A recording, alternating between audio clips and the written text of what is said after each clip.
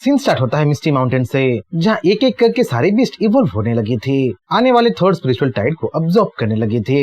Spiritual Tide से सबसे पहले ड्रैगन्स इवॉल्व होते हैं और आइस ड्रैगन और थंडर ड्रैगन तो स्पिरिचुअल टाइड को अब्सॉर्ब करके अब और भी ज्यादा पावरफुल लगने लगते हैं, अपने एलिमेंटल एट्रीब्यूट्स को अपने साथ अब कैरी करने लगते हैं। वैसे व्हाइट टाइगर भी अच्छी तरीके से इवॉल्व हो रहा था, वो बीस्टली स्पिरिट्स को अब पोजेस कर पा रहा था, जो कि थोड़ा बहुत की एनर्जी जैसा ही लग रहा था। सारे बीस्ट अच्छी तरीके से इवॉल्व हो रहे थे, पर जियो का ध्यान बस एक ही बीस्ट पे रह गया था और वो था गोल्डन मंकी। गोल्डन मंकी इस बार स्पार्कल कर रहा था, मानो कि वो स्टार्स की एनर्जी पोजेस करता हो। क्या पता वो आगे चल के मंकी किंग बन जाए, जिसके बारे में जियो अपनी दुनिया में बहुत कुछ पढ़ा था, जिसके बारे में लेजेंड लिखा गया था। स्पिरिचुअल टाइड के आने का बस ये शुरुआत भर ही था, अभी काफी कुछ होना बाकी था, कई सारे बीस्ट का इवॉल्व होना बाकी था। सीन शिफ्ट होता है समंदर के सरफेस पे, जहाँ समंदर के अंदर से एक अनजान सी चीज बाहर आ जाती है। दिखने में तो वो एक आई की तरह लग रहा होता है, जो कि डेंजरस ऑरा रिलीज कर रहा होता है, भयानक लग रहा होता है। ये चीज और कुछ नहीं बल्कि डार्कनेस था, जो कि अभी के लिए बस सेंट्री लेवल का था,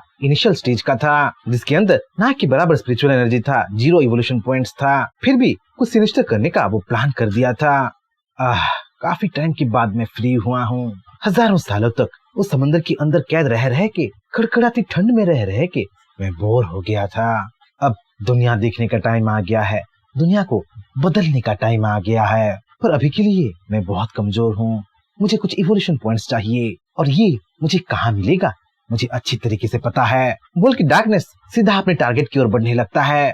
डार्कनेस का पहला टारगेट एक शिप था, जो कि बदकिस्मती से उसी ओर से जा रहा था। डार्कनेस उस शिप में पहुंच के हर किसी को मार देता है, उनकी एनर्जी को ड्रेन करके उनकी हेल्दी बॉडी को सूखा कर देता है। अब डार्कनेस इंसानी रूप ले लिया था, 1000 से भी ज्यादा इवोल्यूशन पॉइंट्स पाके वो फर्स्ट ट्रांसन ऑर्डर में पहुंच गया था। पर भला इतने से उसका क्या होगा, उसे और ज्यादा स्पिरिचुअल एनर्जी चाहिए था और उसके लिए वो हर किसी को मारना चाहता था, मैसेकर करना चाहता था।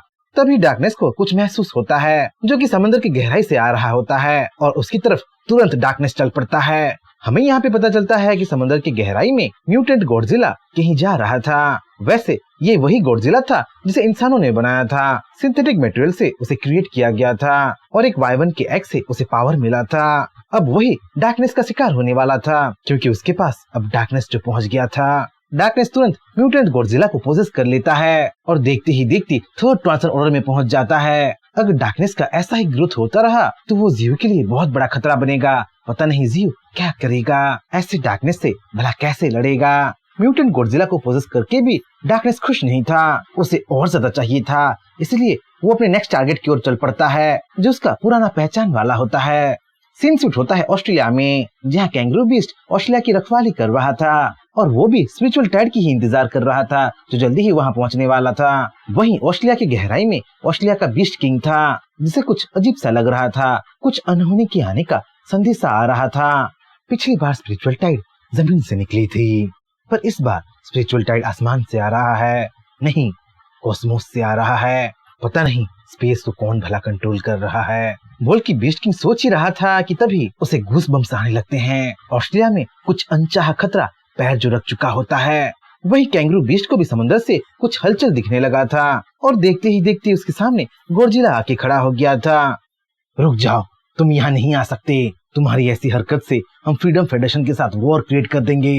वापस लौट जाओ बीस्ट, तुम्हारी यहाँ पे कोई जगह नहीं है। बोल के कैंगरू बीस्ट गॉडजिला को धमकाने लगता है, पर गॉडजिला तो इस वक्त पोजेस होके रखा था, वो कहाँ भला कैंगरू बीस्ट की बातें सुनने वाला था। कैंगरू बीस्ट का जवाब गॉडजिला अपने रेडियो एक्टिव ब्लास्ट से देता है, जो अपने सामने सब कुछ तबाह कर देता है, प्लेट्यूस और पहाड़ों को चीर के रख देता है। कैंगरू बीस्ट कभी नहीं सोचा था कि गॉडजिला इतना पावरफुल होगा। अच्छा हुआ कि टाइम पे उस अटैक को वो डॉज कर दिया था, वरना तो कैंगरू बीस्ट का खेल वही खत्म हो जाना था।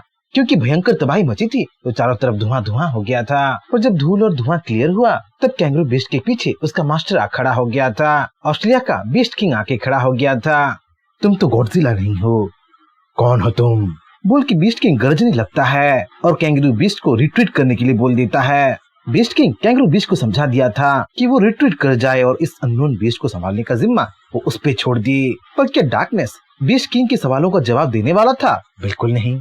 गॉडजिला के रूप में डार्कनेस तो फिर से रेडियो एक्टिव ब्लास्ट कर देता है। बीस्ट किंग को मारने की वो हर मुमकिन कोशिश करता है, पर बीस्ट किंग भी कोई कमजोर खिलाड़ी नहीं था, वो इतनी जल्दी हार मानने वाला भी नहीं था। गॉडजिला के ब्लास्ट को बीस्ट किंग अपने टेंटेकल से रोक लेता है और तो और अपने कई सारे टेंटेकल से वो गॉडजिला को जकड़ने भी लगता है। बीस्ट किंग उतने में ही नहीं रुकता, बीस्ट किंग के टेंटेकल्स एसिड प्रोड्यूस कर सकता था और बंधे हुए गॉडजिला पे वो एसिड छिड़कना भी स्टार्ट कर दिया था। गॉडजिला को पूरी तरह से अपने स्लाइमी एसिड से कवर कर दिया था। यहाँ कोई और बीस्ट होता तो वहीं जल के राख हो जाता, पर ये तो गॉडजिला था। गॉडजिला के रूप में खुद डार्कनेस था। ये भला इतनी जल्दी कहाँ खत्म होने वाला था।